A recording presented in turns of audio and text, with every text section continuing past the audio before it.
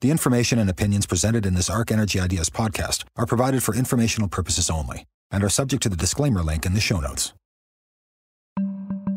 This is the Arc Energy Ideas podcast with Peter Tertzakian and Jackie Forrest, exploring trends that influence the energy business.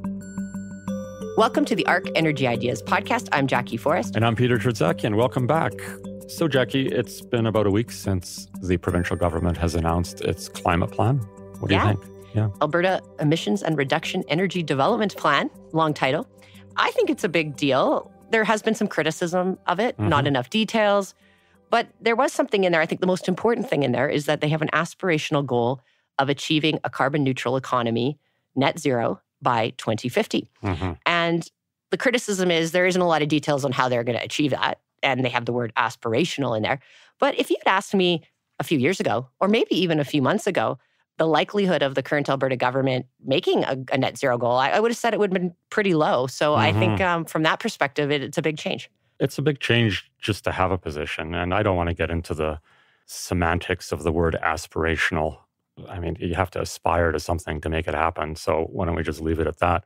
I think it's important that the Alberta government has finally come forth with a statement and a plan, because for the past couple of years, the provincial government, which is the custodian of our natural resources on behalf of the people of Alberta, has been noticeably absent. And if we think about the way mineral extraction, oil and gas extraction work, it's the provinces that act on the behalf of the people of Alberta or the people of the provinces.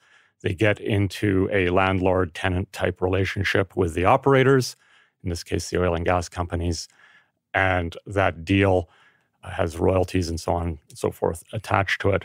And so we were in this peculiar situation where the oil and gas industry was effectively negotiating as a tenant with the federal government, and the provincial government was absentee on all emission-type negotiation. So all of which is to say they have now come forth and say, okay, on behalf of the people of Alberta, here's our position. Yeah, and I think, it will narrow the gap with the federal government, find some point of common ground. If you read the document, I did, Peter. I knew it. Yeah, there was definitely some words about there, Alberta wants to do it our way. We don't want to be told how to do it. So I think it's constructive that way. Like, okay, we have some common ground that we want to achieve that goal, but we're going to figure out how to do it our way. We don't want to be told how to do it. So I think it's positive. Yeah, you have to get to the table. You have to, nobody wants to be told what to do, especially after decisions have been made, and this is why it's important that the three parties are now at the table: the federal government, the province as a resource owner, the oil and gas industry as the licensee, the mineral rights, and the operator of the facilities. And now I think there can be discussion. So the good news is the province has come to the table. The challenging news is that a two-party problem is now a three-party problem. So we shall see where it goes, because it will have ramifications on everything from oil sands to the broad economy. And electric power will be a big one. Power will be a big one, the clean electricity standard, which also leads to natural gas, which powers a lot of the province and is expected to power a lot more of it. And that is what we are going to talk about today. We are going to talk about natural gas, and we are delighted to have with us Mike Rose, who is the CEO of Tourmaline. Welcome, Mike. Thanks, Peter. Thanks, Jackie. Well, Mike, it's great to have you. You are one of the most successful entrepreneurs in the Canadian oil and gas landscape. So just tell us about yourself and our audience and some of your prior ventures and your time at Tourmaline. Sure. Well, I'm a geologist. I graduated from Queen's University in '79 and moved out west. So I'm 45 years in the business. I really do feel lucky every day to be working what I consider to be the greatest industry in the world. I'm a little biased, and I actually don't know how to do anything else. But I had my first 14 years at Shell in E&P between 79 and 93, enjoyed every single assignment I had with them. The last one was running their Canadian E&P research, which was for, the last 3 years I was at Shell, which was a fabulous job and kind of gave me great insight into the power of technology and what it can do. I left in 93 to start Berkeley Petroleum, and it grew over its 8 or 9 year history to about 40,000 BOEs a day. Grew it mostly through exploration and, a little bit of acquisition that was a complement. big success. And we sold to Anadarko in 2001 for $1.6 billion after a unsuccessful hostile offer from the Hunt brothers at Christmas time in 2000. So started Duvernay Oil Corp right after that, so summer of 01. And it also grew to an intermediate producer, primarily through positions in the Deep Basin and the BC, initially Doig and then Montney. We were one of the pioneers in the Montney play. Arc and Encana and then Duvernay drilled the first 3 Montney horizontals just to get the order right. And that was in kind of 07, 08. And then Shell approached and bought Duvernay for $5.6 billion during Stampede Week of 2008.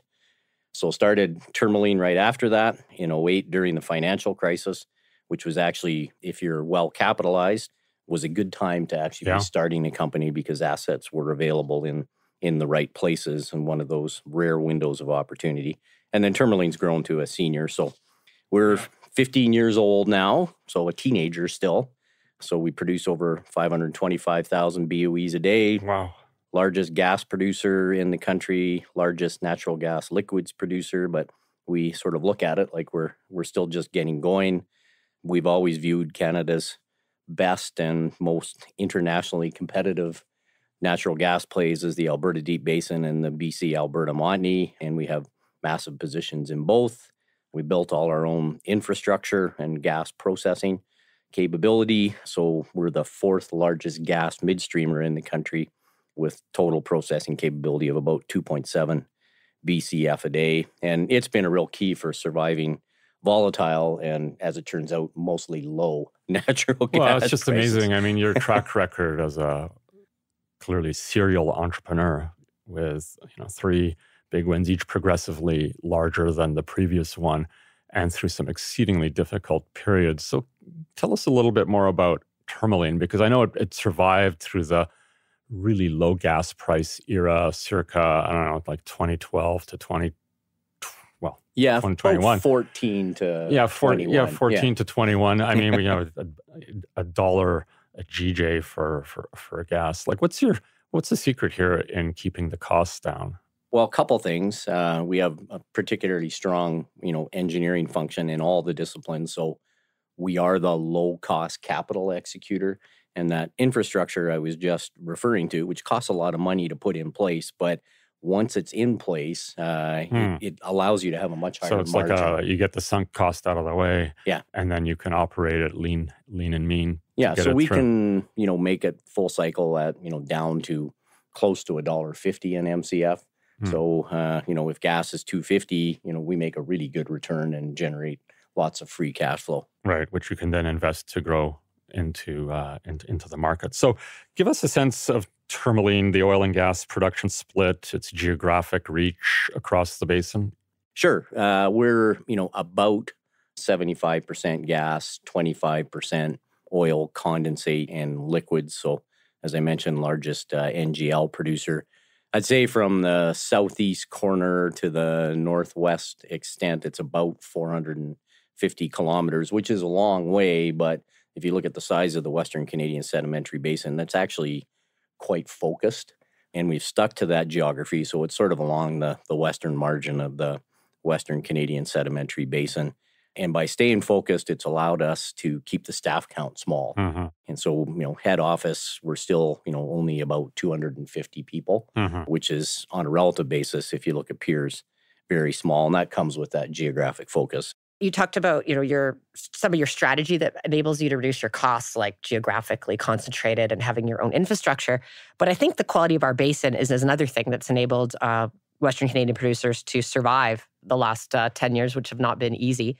And it's been surprising, even in the last year, we've seen natural gas production in Canada grow to an all-time high, something like 18 BCF per day now, up about 1.5 BCF per day above the pre-COVID level. I guess, and we've definitely had some higher prices. Now it's back down kind of in the 250 range. But how can we grow in these types of prices? Like, how does our basin and the rocks and the technology that's advanced quite a bit over the last 10 years compare to places like Qatar, where they apparently have very cheap gas? Like, can we compete with that? Well, that one particular reservoir you're talking about in Qatar, probably not. Like, it's awesome. and it's a conventional reservoir. And, what we're working on are resource plays. But you talked about, 18 Bs a day. We still have about a BCF a day of headroom because the NGTL build out, which went on for 4 or 5 years. That's the pipeline. Well, all the various expansions kind of intra-basin, it's complete. Mm-hmm. So, there's a little bit of room for growth, which is, helpful for pricing. And then in second half 25, when LNG Canada starts up, you add 2 Bs a day of essentially capacity or market, if you like. And it doesn't sound like a lot, but on a percentage basis, that's the same amount of growth that the initial start to the Gulf Coast LNG complex brought to total U.S. production. It was sort of a 12 to 15% increase. So we think that's going to be very positive for intra-basin pricing at our 2 big hubs, which are AECO and Station 2.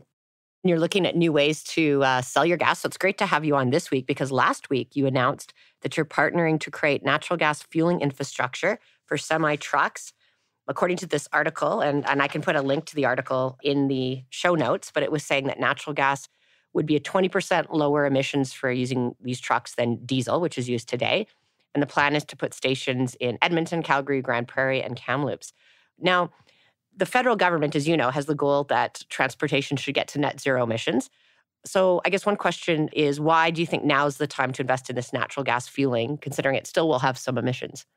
Well, because the technology for the heavy haul 18-wheelers, the engine technology has arrived.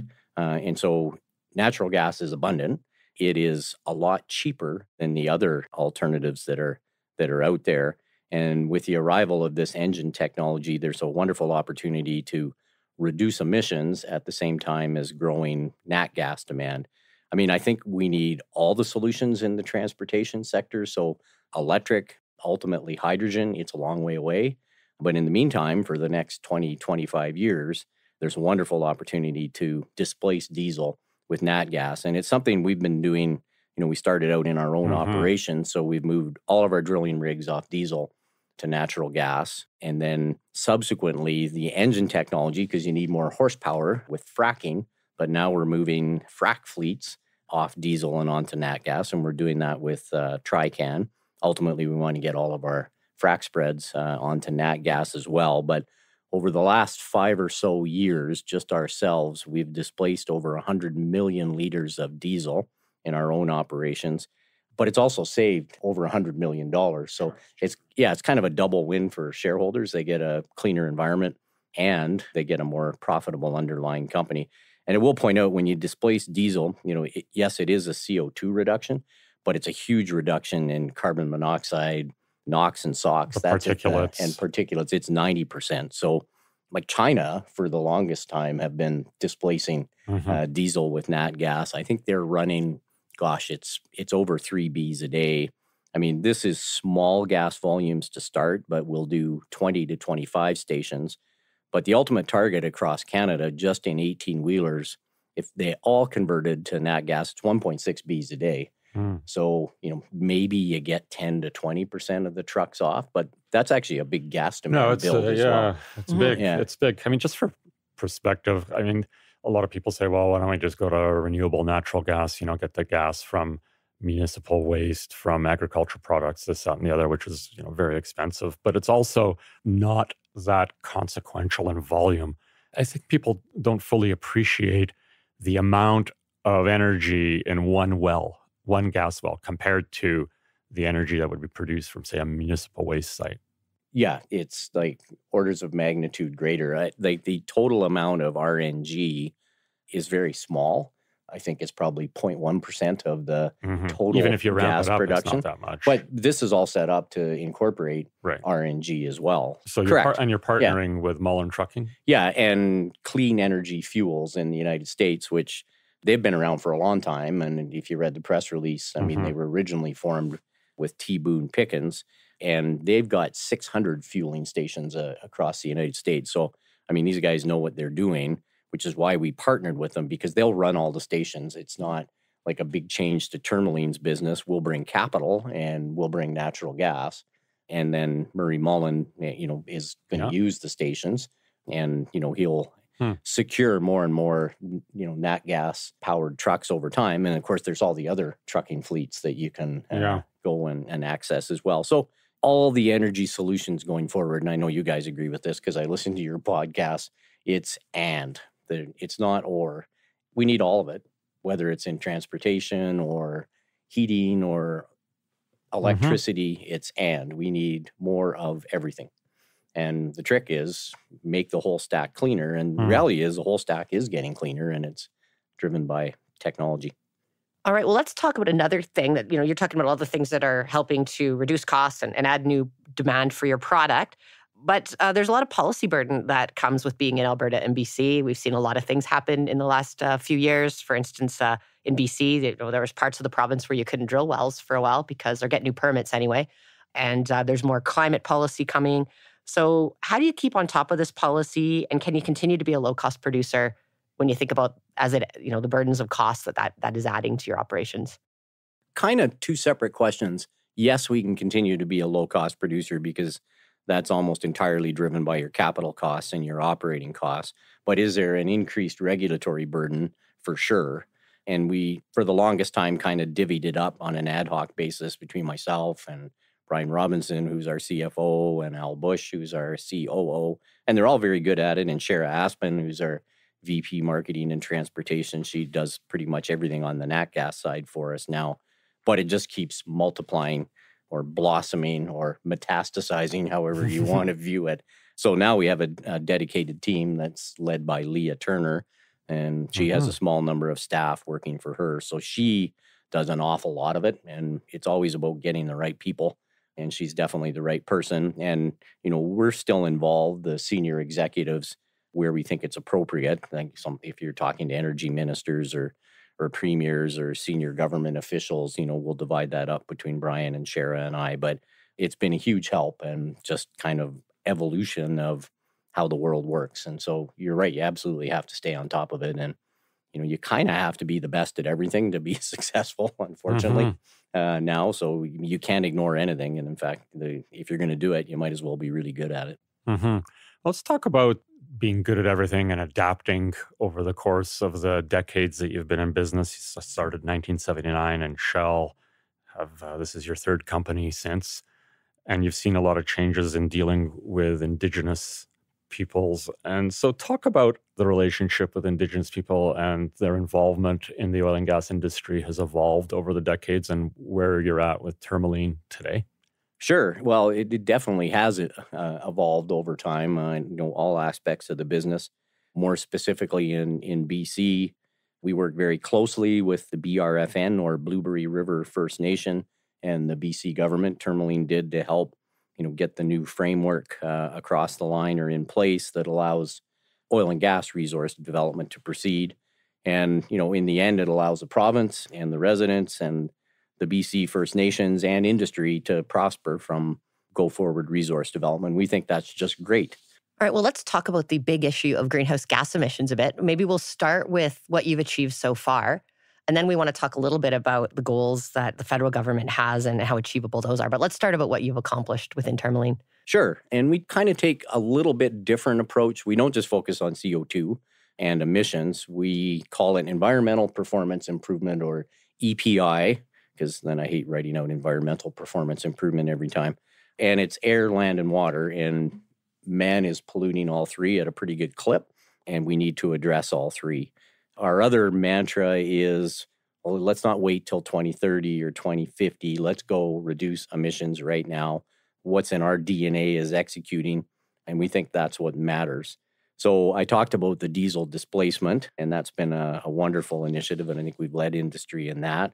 We also have built an enormous water management business because lack of fresh water is, a huge issue for mankind around the world, and it's going to get worse and worse. So we have built 36 either recycling or storage facilities to ultimately get all of our well stimulation business to not use any fresh water. And so we're basically there in BC. We're about 70% of the way there in the Alberta Deep Basin. It's a little more geographically dispersed, so it takes a little bit longer. But that's a big goal we have. On methane abatement, we run the only emission testing center in the world at scale, and it's at one of our deep basin gas plants. And what we're developing there is, the technology to go to zero emission well sites and eliminate any kind of methane coming out of your business. So we've got 47 different experiments running there, and that's in conjunction with Natural Gas Innovation Fund, which is what a few gas producers have banded together to kind of share technology and improve.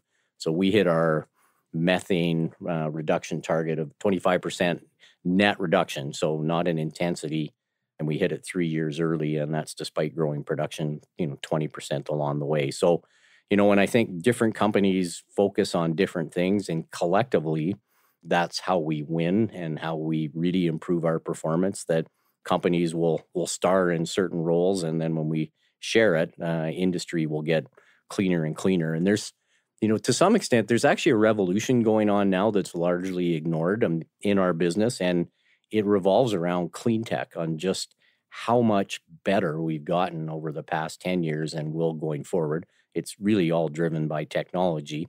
I mean, the last revolution was the ability to frack horizontal wells, so that gave birth to the shale revolution, if you like. And this is kind of the next revolution that's coming. So the revolution of mitigating unwanted emissions, using less water, the whole Everything. package Yep. is the next revolution. And surface impact. And surface impact. So, with, 12, 16, 24 well pads, the amount of energy per acre, if you like, and I've got all those numbers, but I don't have them in front of me, is substantially less. Yeah. But one of the big issues is the CO2, because the geographic span expands.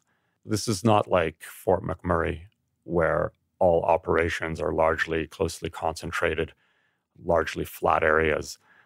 Whereas things like carbon capture can work in the Fort McMurray area. On the conventional side, it's far more difficult, isn't it? It is. And, you're correctly pointing out, nat gas business is completely different than oil sands. Sort of the largest remaining emission that nat gas producers have is plant effluent, or the discharge from their gas plants. If your plant's electrified, the vast majority of emissions are gone.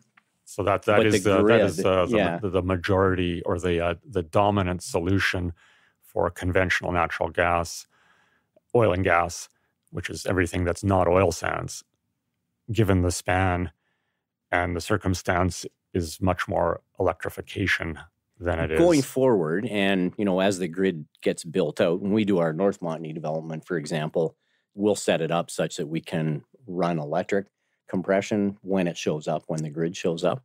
But most compression for gas producers runs off nat gas, because that's the cheapest solution, and that's what's available. But going forward, electrification is the solution. On existing plants, there's a number of technologies being developed that will take plant flue gas, and then what we want to be able to do is separate a pure CO2 stream, and then you'll just inject it locally. So we've been securing the reservoirs around our plant to do that. There's 4 or 5 promising technologies. It's hard to say exactly what year it happens, but we will put that in place, or select, 2 or 3 of them, and then we can, seriously reduce emissions. The last big piece for gas producers, and it's a local, or we call it a distributed solution, right? Rather than a centralized hub. And, I think gas producers largely will do it without requiring any government subsidies, because they're kind of smaller, more local projects. Well, so electrification is a solution, but you mentioned that there's areas where you don't have the grid and you're waiting for it. And it's kind of out of your control, I think, when transmission lines might get built to very remote places. So how much of the conventional industry isn't electrified today, doesn't have infrastructure, and therefore electrification may not be a solution, and especially in the, we're talking about 2030 timeframe for, I think the government wants a 40 to 45% reduction in that timeframe. Yeah, that'll be extremely difficult to accomplish. I think the grid will get there, but I don't think it's going to get there in 2030. Will it be there by 2050? Probably. Also last week, you were in the news a couple times last week. Tourmaline is aiming to double your LNG from 6% today to potentially 10 to 15% of your production by 2026. That's not very far away. So first, tell us about your current LNG exports. Do you actually have gas molecules from Western Canada that are going overseas today? Yes. We struck a deal with Cheniere on the U.S. Gulf Coast after putting together a transportation route from either the Montney or the Alberta Deep Basin to get gas all the way down to the Gulf Coast on a series of Trans-Canada pipes. So we deliver 140 million a day to Plant Gate. We pay our pipeline tolls to get there. We also pay our liquefaction fee and our boat fee, and we realize the full JKM price minus those three fees. So very lucrative contract for us. It equates to one LNG boat a month, and they've gone both to Asia and Europe so far. And JKM is the Japanese price? Yeah, Japan Korea Marker is what it stands for. Okay, and when did that start? Was that like recently? Jan 1 of this year. Jan 1, yeah. So it's a very new development. So Western Canada's in the international business. It's exciting. Yeah, it is. Yeah. And one of the keys on our, how do we do well when gas prices are low is our transport and marketing diversification. And the main tenet of it is we get to U.S. markets on existing depreciated pipes. So the tolls are relatively low. They're less than what our U.S. counterparts will pay. So we can get to the same market as one of our large cap U.S. gas producers. We'll go 3 times the distance, but we'll pay the same toll. We're only paying 86 cents to get to the Gulf Coast. Right. And the Gulf Coast LNG facilities are expanding. They need the gas as well. The Montney's in the first inning where you are. And so it seems like a natural, rather than crossing 2 mountain ranges to the West Coast, which is going to happen with LNG Canada. However, that infrastructure is far more expensive because of the mountain ranges and because it's brand new infrastructure rather than fully depreciated, established. Yeah. And I mean, we like both. I mean, the Montney and the Alberta Deep Basin, to a lesser extent, can, support 10 Bs a day on the West Coast. And then maybe, we have a 2 to 4 BCF a day industry heading straight south. And our, competitor or the main gas basins in the U.S. right now are much closer to their 50% tipping point, that being the Marcellus Utica combo and the Haynesville. And so, when the Gulf Coast goes from 12 to 24 Bs a day, they're going to need the Western Canadian Sedimentary Basin to be one of the supply And the points. Americans are really determined to grow it to that, if not more, because of the global geopolitical situation to displace Russian gas. So I guess it sort of begs the question, why not send even more down the spine of North America to the Gulf Coast? I think ultimately that happens, probably second half of the decade. And you need some of the existing pipeline capacity and routes to open up. There is decline going on in various parts of the U.S. And then, we believe transportation will open up. Right now, it's as difficult to build a pipeline straight south and build pipelines in the U.S. as it is in Canada. We're getting down on existing pipes with some, brownfield expansions, and there'll be more of those. And the U.S. also wants to grow their gas production because they've accomplished such an enormous CO2 reduction on a global basis with coal displacement, which is what LNG Canada can do too. Got a good fact for you, though, that Alberta, between 2015 and 2022, has reduced their CO2 emissions by 41%. And the vast majority of it is coal displacement and electrical generation. With our natural gas-fired power. Yeah, that's a huge stat. Now, you mentioned that you think the potential of West Coast LNG from Canada is 10 BCF per day. We have LNG Canada. If it goes to phase 2, that would be 4 BCF. We have some smaller projects that have been announced like Cedar, Woodfibre, but we're not getting to 10. Maybe those get a little closer to 5. But that rounds up to 10. No, we need some. We need some more pipelines. Yeah. Do you think that's going to happen? I mean, considering the current political environment and the concerns around greenhouse gas emissions domestically, do you think that we're going to see those? Well, it's challenging, but we're definitely going to push it.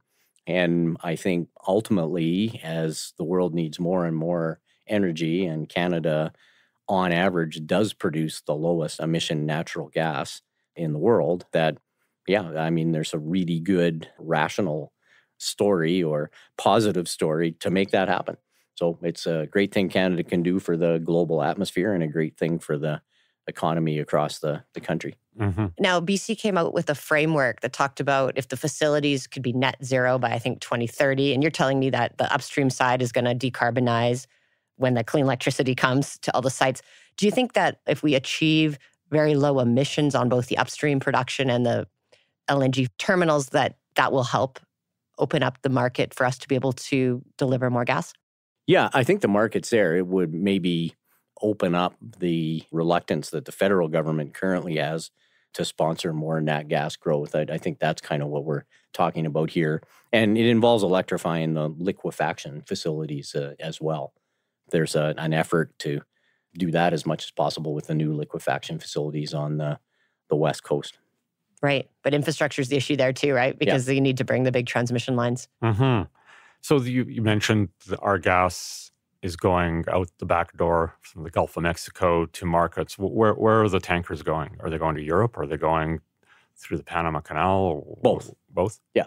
And that's Cheniere's choice. So we give up custody of the gas at plant gate, but we get the world price net our fees. Yeah. So in terms of the call from Europe to displace Russian gas, some of our gas is finally getting there. It's just not necessarily through our own sovereign land. It has to go through third-party United States to get there. Yeah, that's right. And, with what happened with Russian gas, not sourcing Europe anymore is you've created another LNG market almost overnight, and a really big one. I mean, it was an LNG market anyway, but now it's, evolved into a much larger market than it was before, which, creates even more opportunity for, I think, Canadian gas and gas producers. Talk about the you transit, as I said, down the spine of North America through the biggest American gas fields in places like Texas. So talk about your costs in being able to compete with Texas gas. Like I think you said, like if it's $1.50 Canadian, which is 30% cheaper than U.S. Like what is it? Yeah, we have lower supply costs just because our resource is generally cheaper to develop. It's a little shallower. It drills really quickly. I mean, we're drilling certainly in our North Montney area, consistently we're drilling completed horizontals from spud to having the assembly in the ground in, around 6 days. Mm-hmm. Wow. And so you can bring it to market a lot faster. Let's call it $1.50 to get it out of the ground. Per GJ, I'll use GJs. And then it's about, what did you say to transit to the Gulf Coast is 80 cents? 86 cents. 86 cents. So basically, we're at $2 and we'll call it $2.40. Oh, 80 US, 86 cents US? Yeah, that's right. Okay, so call it, I'm just sort of doing this mental math, $1.10. So you got 260 Canadian, 270 Canadian. And is I'm going to call it American, say 210, 220, cost competitive with the Americans? Yeah. Yeah, no, I think we're cheaper. And that's kind of the tenet of getting the gas down there on existing pipelines with lower tolls. So that's the other way you win. The other thing Canadian gas has an advantage with is we're much more liquid rich. So that helps your overall margin. So you extract the liquids, the condensates and things, which are really... Yeah, and that helps your margin. It's all a margin game. Well, it's exciting to see our gas get to the international markets, especially at a time like this. Exciting to hear that there's going to be growth in LNG. We know that for sure. We'll hope that it grows more than we think today. Yeah. Mm-hmm. It was great to hear about all the things you're doing at Tourmaline. Yeah. Well, Mike Rose, CEO of Tourmaline, you're a legend in the business. We're fortunate to get you on the podcast. Thanks so much for joining. Thanks. Does legend mean you're old? Yeah. No. Okay. No. We're the same vintage.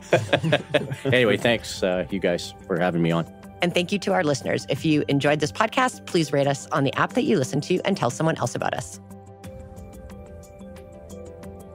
For more ideas and insights, visit arcenergyinstitute.com.